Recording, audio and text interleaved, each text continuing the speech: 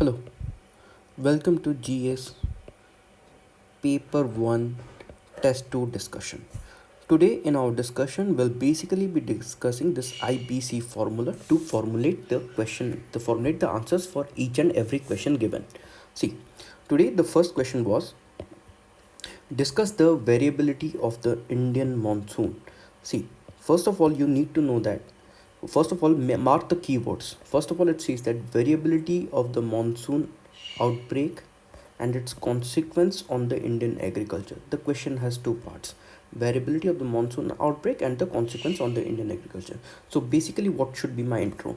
Basically I would start my intro with the definition of the monsoon. Monsoon is nothing but the seasonal reversal of the wind. Done. Next, the variability in the monsoonal outbreak is because of the following, or you can write cause of the variability of the monsoonal outbreak. Simply go for the introduction in a minimal way, that is defining monsoon, that is the seasonal reversal of the wind, and causes for the variability of the monsoon. In this causes, you can divide the cause into two parts. One is your natural cause and another one is your anthropogenic cause. Natural cause number one is your El Nino, negative dipole movement, or the break in the monsoon. El Nino, basically you know that is the prevalence of the warm current on the southwestern Pacific Ocean. And negative dipole movement is nothing but the prevalence of the warm water in the eastern Indian Ocean. Remember this. Next, and break in monsoon is nothing but the cut in the supply of the maritime air. Remember that. These are the three reasons. Now this all three reasons comes naturally. Another one reason that you need to add over here just to get distinction is your anthropogenic cause.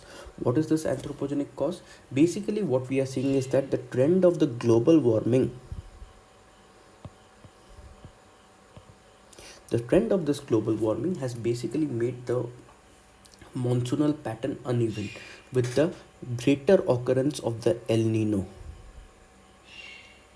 El Nino though is a natural phenomenon, but it is because of the global warming. What is happening is that it has more frequent occurrence of the El Nino. Simple. Done. Next, consequences on Indian agriculture. First of all, effect on your Kharif crop. Now Kharif is one of the major crops that we grow during the monsoon season. Now what would be the impact on the Kharif crop? Obviously there would be drought, hence fall in the Kharif crop. And major Kharif crop is your rice, and fall in rice production means leads to hunger. Next, effect on the water storage, that is depletion in the dams, the water stored in the dams, as well as on your groundwater, which I've mentioned it as GW. Next, what would be effect on the farmer? Unable to pay the loans, number one. Number two is the distress sell. Distress sell means, it simply means that for a consider this 1 kg of rice is being sold for rupees 40, but when the farmer does not has any kind of money and it is due to the failure of the monsoon, if he has some this what say rice left with him, he would sell it for 30 rupees. This 30 rupees that is selling it below the market price is nothing but your distress sell. Next, economy as a whole. See, first of all, remember that it basically what happens, it first of all it lowers the demand from the rural area. Lowering in the demand from the rural area. See, basically agriculture is falling means it will have a basically what will happen that its demand of the rural area will come down. Hence what will happen, consumption will come down and overall the economy will get affected. Now remember this point, if you are writing so far so good, but you won't get any marks, because the question is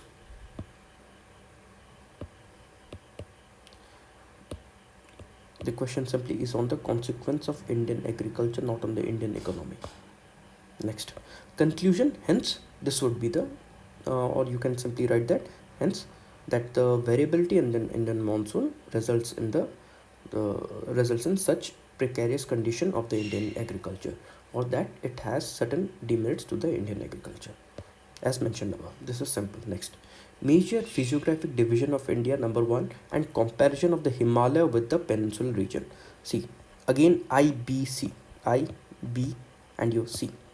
See, in the introduction itself, the major physiographic division of the India, you are going to get the sixth physiographic division of India.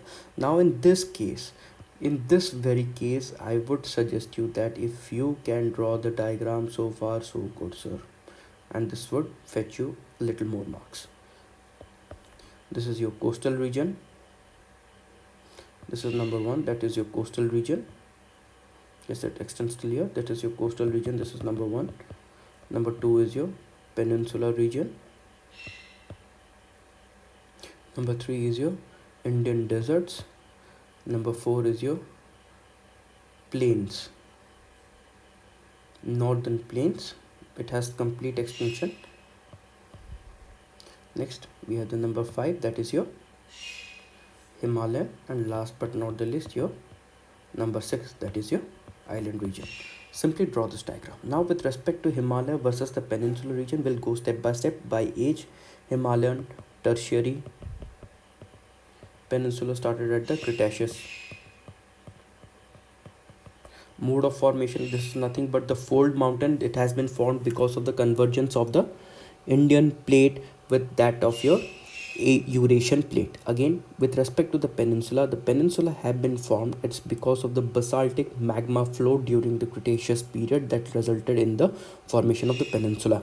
Next, with relief and height, basically the Himalayas being the tertiary fold mountain, hence have a greater relief when compared to that of the peninsula, which reliefs is generally lost.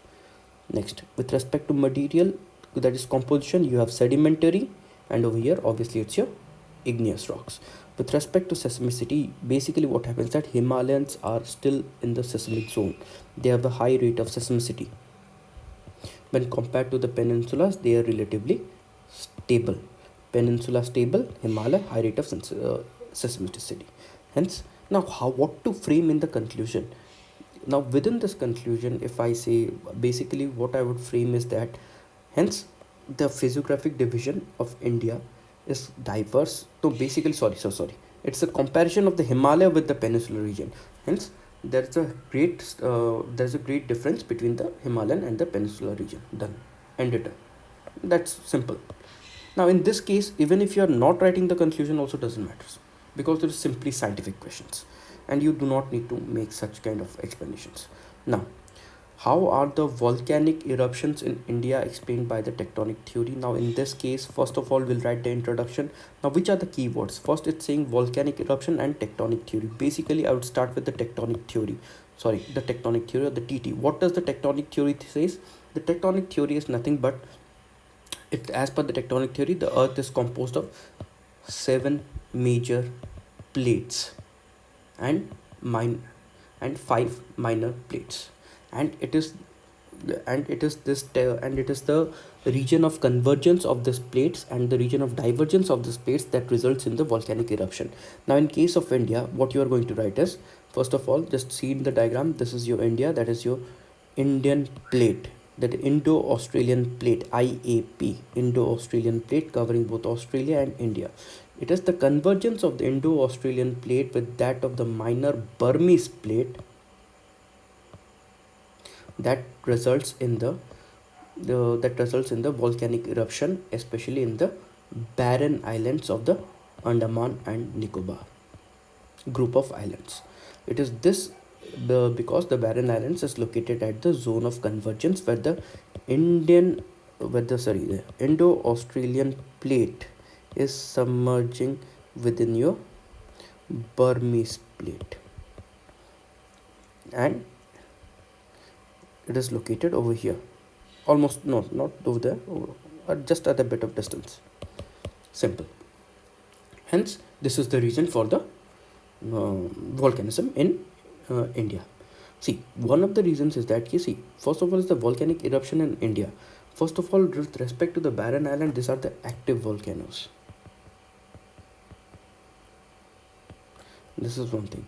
Another one, volcanic eruption did occur in India, but it was in the past. That is where none but your Deccan Trap, where the basaltic magma flow resulted in the formation of your peninsular India. Now in this context, you can write that this basically was in which period? Cretaceous period, when the Indian plate actually collided with your Eurasian plate. This is your Eurasian plate and the Indian plate. When they collided, what happened was that cracks were formed, and this resulted in your basaltic magma flow. So basically you can say that two point of period when that volcanic eruptions took place. One was during the Cretaceous and in the contemporary time, that is with respect to the Barren Island, which is located where? In the convergence zone of the IAP and the Burmese plate. Done. See, this is the way you should approach your answer. Now, I think that with respect to the 5 marks question, Dheeraj sir has given certain points. I would request you to follow that. Still then, if you have any doubt, do call us or do speak to us through Telegram. We'll help you out. Thank you.